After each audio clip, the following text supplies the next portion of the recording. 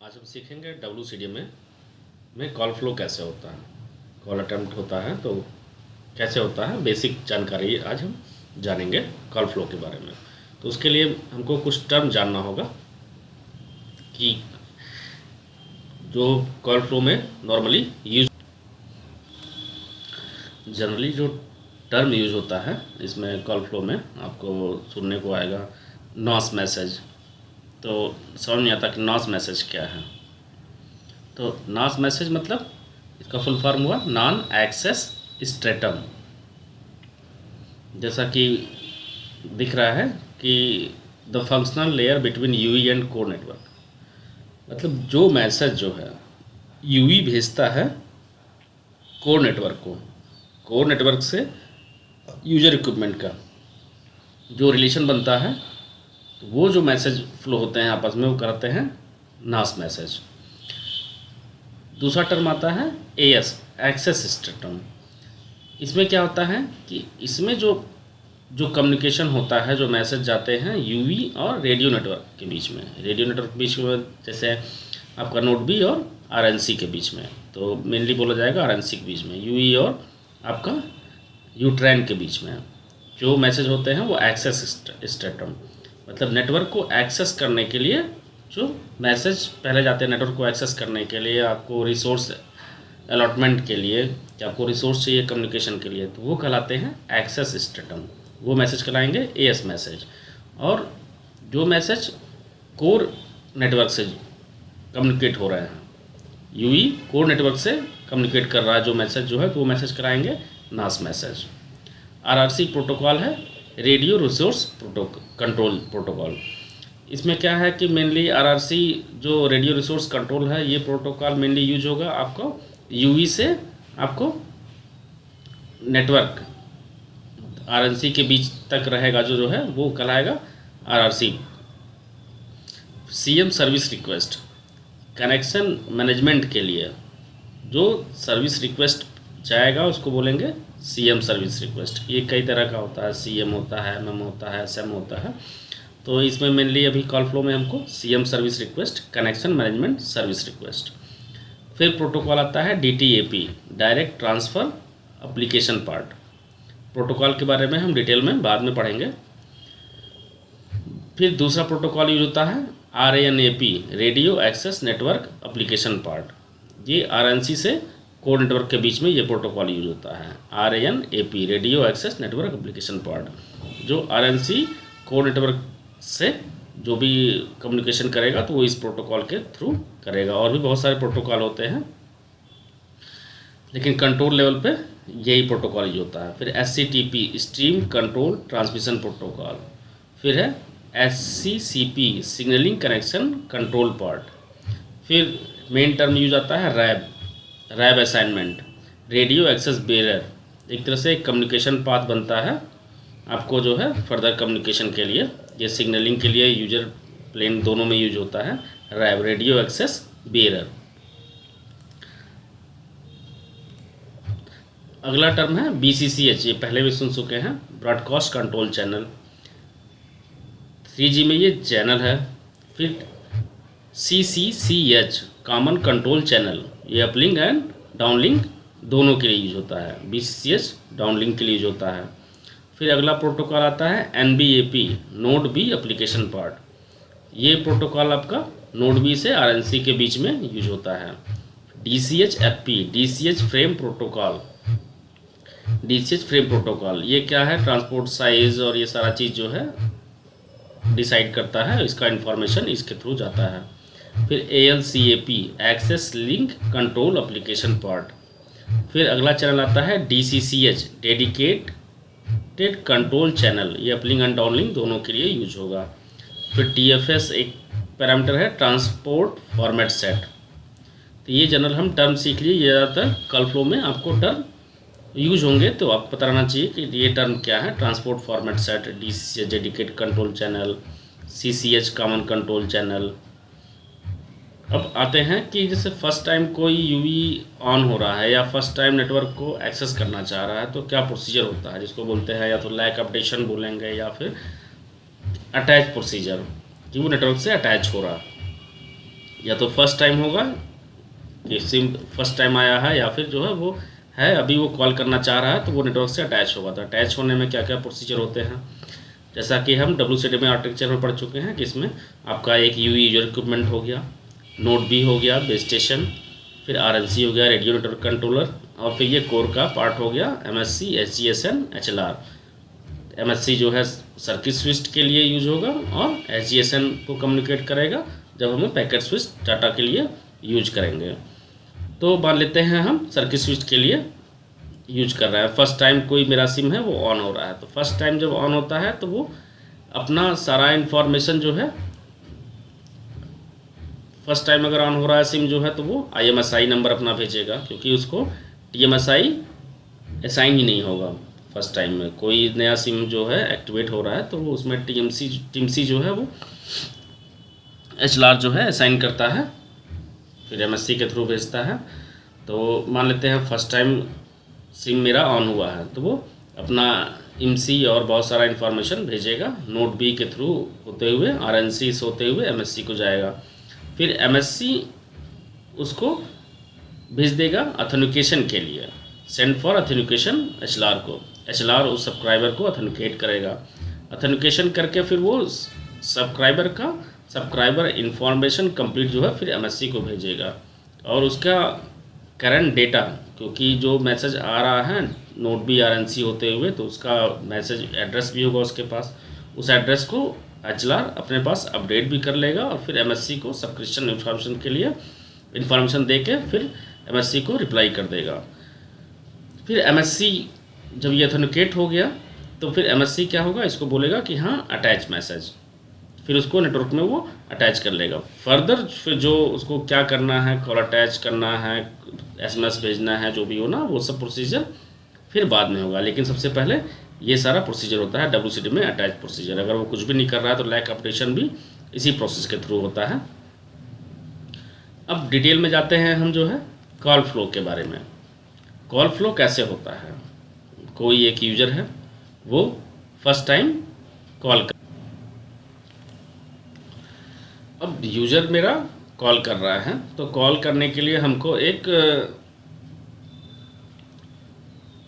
Signalling path चाहिए, या फिर बोलेंगे कम्युनिकेशन के लिए एक पाथ चाहिए कि हमको कम्युनिकेशन करना है। तो कम्युनिकेशन के लिए पहले हमको एक चैनल चाहिए, जैसे यहाँ पे एक रेडियो एक्सेस बीयर रैब असाइन होगा, उसके थ्रू हम डेटा यूज करना चाहते हैं या फिर कम्युनिकेशन नॉर्मल कम्युनिकेशन करना चाहते हैं। जैसे WCDMA में CS रैब होता है, PS रैब होता है।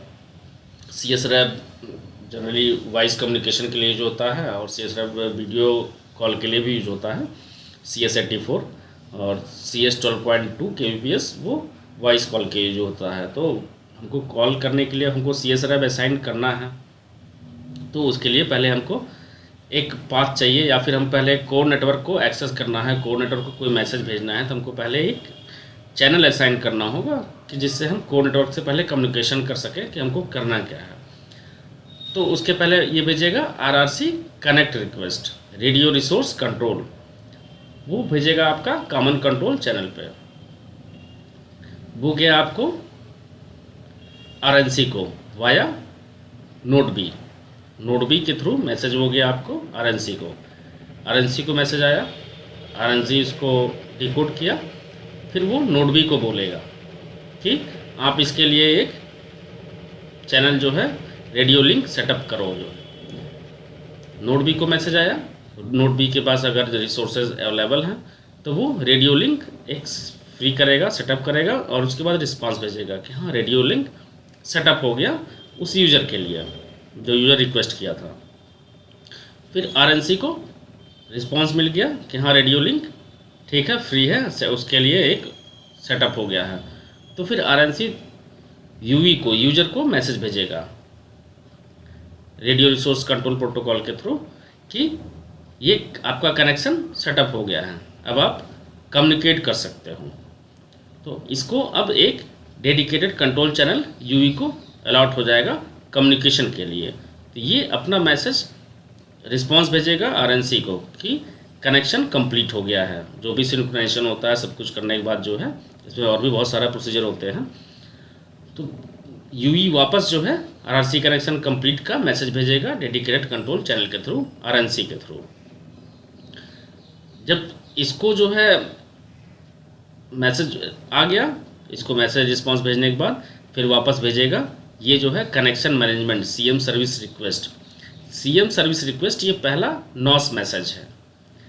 अभी तक क्या हो रहे थे सारे, ये एएस मैसेज थे, एक्सेस एक्सटेंडर, मतलब ये नेटवर्क को एक्सेस करने के लिए अभी तक प्रोसीजर चल रहा था। नेटवर्क को एक्सेस करने के लिए अब नेटवर्क में इसको चैनल अलॉटमेंट हो गया या फिर रैब असाइनमेंट हो गया या जो भी है, इसको एक पाथ मिल गया कोर नेटवर्क को एक्सेस करने के लिए, डेडिकेटेड कंट्रोल चैनल जो है एक अलॉट हो गया।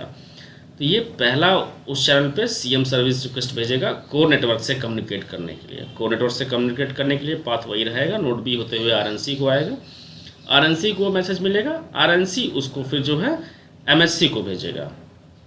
मेरा वॉइस कॉल है तो वो एमएससी को भेजेगा। सीएम सर्विस रिक्वेस्ट एमएससी को आया, एमएससी उसको फिर ऑथेंटिकेशन के लिए एचएलआर वीएलआर से कनेक्ट करेगा, ऑथेंटिकेशन और ईआईआर जो भी था वो सब प्रोसीजर होगा, ठीक है ना। ऑथेंटिकेशन रिक्वेस्ट आया, फिर ये ऑथेंटिकेशन के लिए कुछ की भेजता है समथिंग, तो वो चीज़ें ये वापस ऑथेंटिकेशन के लिए इसको भेजेगा वापस यूजर को,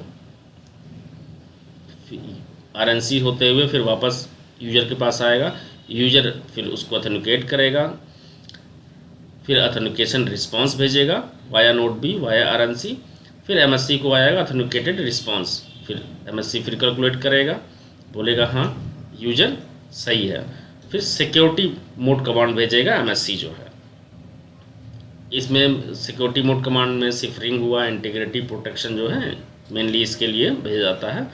तो सिफरिंग तो सारे ऑपरेटर में इनेबल नहीं होता है, बहुत ज़रूरी नहीं है, लेकिन इंटीग्रिटी प्रोटेक्शन ज़रूरी है, तो उसके लिए फिर सिक्योरिटी मोड कमांड भेजेगा। फिर मोबाइल में रहता है कि जो है उससे वो कैलकुलेट करेगा, करके फिर जो है सिक्योरिटी मोड कंप्लीट करके फिर ये रिस्पांस भेजेगा।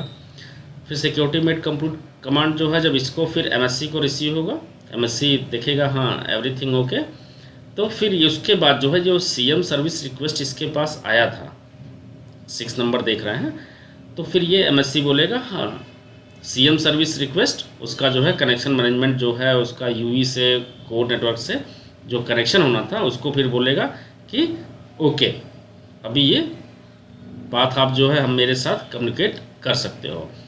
तो फिर ये सीएम सर्विस रिक्वेस्ट का एक कमांड भेजेगा, वो यूवी को जैसे मिलेगा फिर यूवी को क्या करना था, कॉल सेटअप करना था, ठीक ना। तो यूवी फिर कॉल सेटअप मैसेज भेजेगा, कॉल सेटअप मैसेज में जिस यूजर को उसको कॉल करना है उसका भी इंफॉर्मेशन रहेगा। अब इसको कॉल का इंफॉर्मेशन मिल गया कि ये यूवी जो है कॉल करना चाहता है, तो कॉल करना चाहता है तो उसके लिए क्या करना होगा, फिर एमएससी इसको बोलेगा कॉल प्रोसीडिंग मैसेज देगा। कॉल प्रोसीडिंग मैसेज देगा इसका मतलब ये हुआ कि वो यूवी को बोल रहा है कि आपके लिए एक पाथ रेडियो लिंक आपका रेडी हो रहा है, तो रेडी हो रहा है। और साथ में चूँकि इसमें इंफॉर्मेशन आया था कि किसको कॉल करना है, तो वो अदर नेटवर्क में है या दूसरे नेटवर्क में या इसी नेटवर्क में है, तो उसमें भी उसके लिए भी एक पाथ पहले वो वेरीफाई करने के लिए अदर नेटवर्क को भेज देगा कि जिसको कॉल करना है, और इसको कॉल प्रोसीडिंग में एक मैसेज भेज दिया कि रेडियो लिंक आपका रेडी हो रहा है।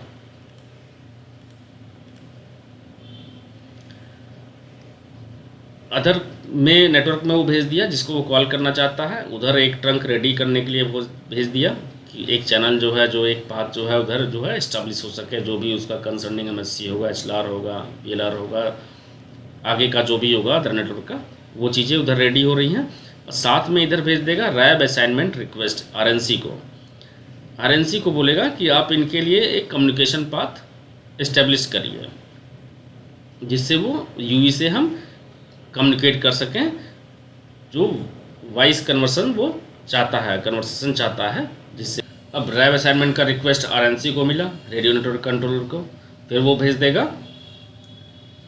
नोड बी को कि आप रेडियो लिंक उसके लिए रिकॉन्फिगर करिए कि वो क्या चाहता है according to service. Voice call चाहता है तो CS रैब उसके लिए असाइन करेगा, PS चाहता है PS डाटा करना है उसको पैकेट डाटा करना, मतलब डाटा ट्रांसफ़र करना है, नेट चलाना है, तो उसके हिसाब से वो करेगा। तो उसको भेज दिया। फिर नोड भी जो है रेडियो लिंक रिकॉन्फ़िगर करेगा और उसके बाद जो है वापस इसको रिस्पांस भेजेगा आरएनसी को कि हाँ पाथ उसके लिए रेडी है। पाथ रेडी हो जाएगा तो फिर आरएनसी जो है रेडियो बेरर सेटअप जो सेटअप हुआ है, जो भी पाथ सेटअप हुआ है उसका कंप्लीट इन्फॉर्मेशन, कौन सा रैब उसको सेटअप हुआ है, सारा चीज़ जो है वो वापस यूजर को भेजेगा कि ये चीज़ें रेडियो बेरर सेटअप के लिए, कि ये आपके लिए रेडियो बेरर सेटअप हुआ है। फिर ये यूवी उसको सिंक्रोनाइजेशन करने के बाद जो है फिर वापस रिस्पांस भेजेगा आरएनसी को कि हाँ अभी ये हम इसके लिए सिंक्रोनाइज हो गए हैं जी, पाथ मेरा रेडी है। रेडी हो गया फिर आरएनसी भेजेगा एमएससी को। एमएससी बोला था कि रैब असाइनमेंट रिक्वेस्ट के लिए, तो ये बोलेगा कि हाँ ये रैब मेरा असाइन हो गया है, एक कम्युनिकेशन पाथ अभी जो है यूवी और कोर नेटवर्क के बीच में इस्टाब्लिश्ड हो गया है। और चूँकि पहले एमएससी जो अदर जिसको वो कॉल करना चाहता था उसके लिए वो अदर नेटवर्क पे भेज चुका है, वहाँ लाइनें आपकी एक चैनल या एक पाथ इस्टाब्लिश हो गया है, पाथ वहाँ इस्टाब्लिश हो गया है। उधर से जैसे ही मैसेज आएगा, क्योंकि जिसको कॉल करना चाहते हैं उधर भी एक कम्युनिकेशन चैनल होगा, उधर जब पाथ इस्टेब्लिश हो गया है तो फिर पाथ इस्टेब्लिश होने के बाद फिर एमएससी क्या करेगा, इधर भी रैब पाथ इस्टेब्लिश हो गया, रैब असाइनमेंट हो गया। अब क्या करेगा, इसको यूवी को अलर्टिंग का मैसेज भेजेगा। अलर्टिंग मतलब रिंगिंग। अब इसको रिंग होने लगेगा, इधर पाथ है, अगर रिंग हो रहा है और जो भी मैसेज रिकॉर्डेड होगा पहले से कि किसमें क्या मैसेज देना है, वो मैसेज इसको सुनाई पड़ेगा। अगर यूज़र फिर आपको उधर जो है रिस्पॉन्स करता है तो ये फिर जैसे ही यूज़र रिस्पॉन्स करेगा तो ये कनेक्ट का मैसेज भेजेगा कि हाँ उधर जो है इस्टेब्लिश हो गया है कनेक्ट। तो ये फिर यूज़र वापस कनेक्ट हो जाएगा। कनेक्ट होने के बाद फिर यूज़र जो है वापस एक्नॉलेजमेंट भेजेगा एमएससी को via node B via RNC करके कि अभी हम कनेक्ट हो गए हैं, और वापस फिर ये कन्वर्सेशन स्टार्ट हो जाएगा। ये हुआ आपका WCDM में कॉल फ्लो। लैक अपडेशन जैसा देखे कि ऐसे होता है लैक अपडेशन, ये तो मतलब नॉर्मल चीज़ें हैं। लैक अपडेशन हुआ या रूटिंग एरिया अपडेट होगा तो SGSN के थ्रू होगा। ये हुआ WCDM में कॉल फ्लो। Thank you. फिर हम नेक्स्ट लेक्चर में आपको देखेंगे कि WCDM में स्पीड कैसे ऑब्टेन करते हैं, कितना स्पीड मिलता है, ये सारी चीज़ें हैं।